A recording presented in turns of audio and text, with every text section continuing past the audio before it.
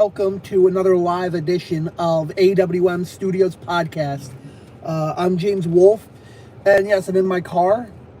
And the name of this video is basically talking about Wrestlemania 41.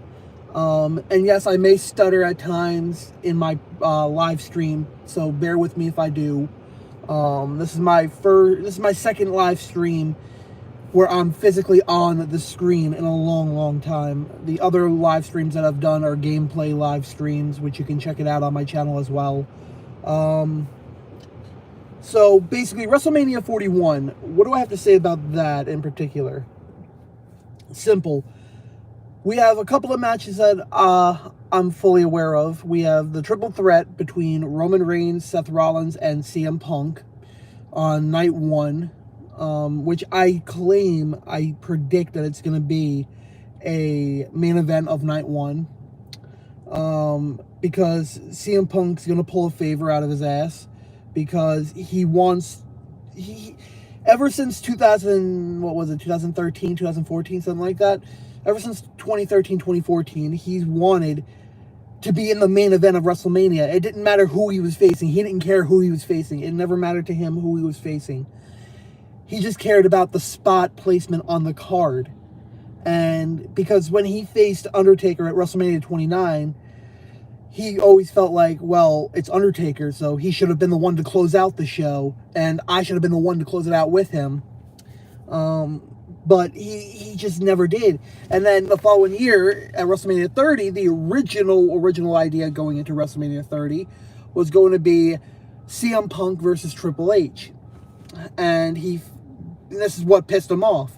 It's not so much that he had to face Triple H that pissed him off, but it's so much that every time Triple H at that point in time in his career was involved in anything creative-wise, he always had to put himself over, always had to make himself look like the bigger star, always had to make himself look stronger and bigger. But no, that's all BS and bullshit back then. And basically, CM Punk felt disrespected, and he's like, screw that. I'm not going to put you over. One, you should have put me over when we had the match. But yeah, you should have put me over, but you never did. And on top of that, why should I face you? You should face me, and it should be in the main event, the show closer, the last match on the card.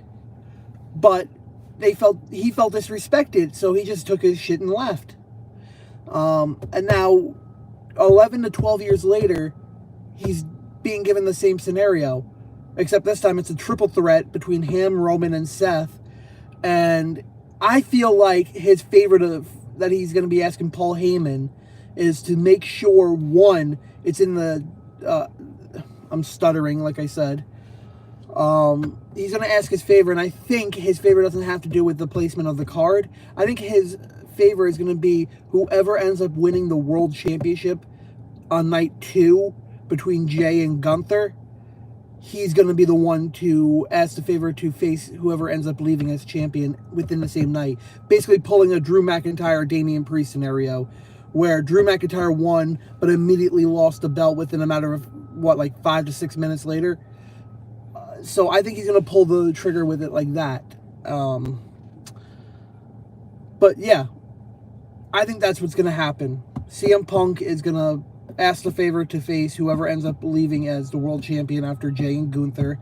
And CM Punk's going to end up winning the World Heavyweight Championship belt and leaving as the new world champion. Or option 2 could be that he is going to be asking for his triple threat to be placed in the main event spot of night 1, and basically Paul Heyman's gonna do whatever he has to, politic his way, whatever he has to with Triple H, and get his match as the main event to close out night 1. CM Punk's gonna win. I just know this right off the bat. My prediction, match length is gonna be, since it's a triple threat, it's always a longer match. But it's a triple threat, so my predictions are that the match is going to be, and the length of the match, and I'm not talking like from entrance, bell to bell entrance, the way they formulate a wrestling show. I'm talking about just strictly bell to bell only.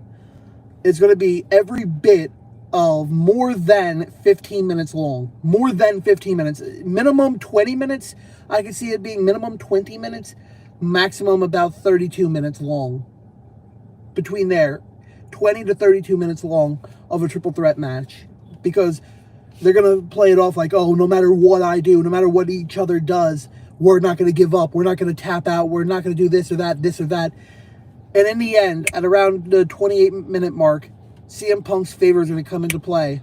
And he's going to somehow pull a victory out of his ass and win the match.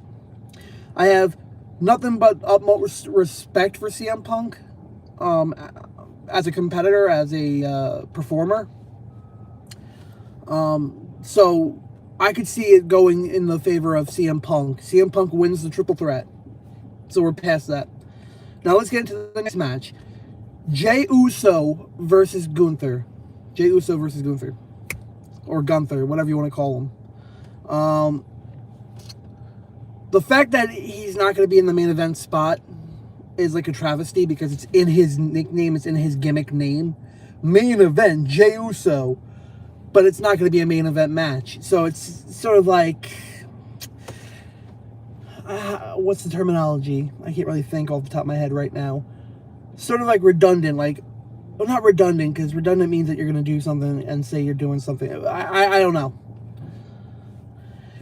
But it's kind of like idiotic because his nickname, his gimmick name is Main Event Jey Uso. But yet his match is not going to even be main event status.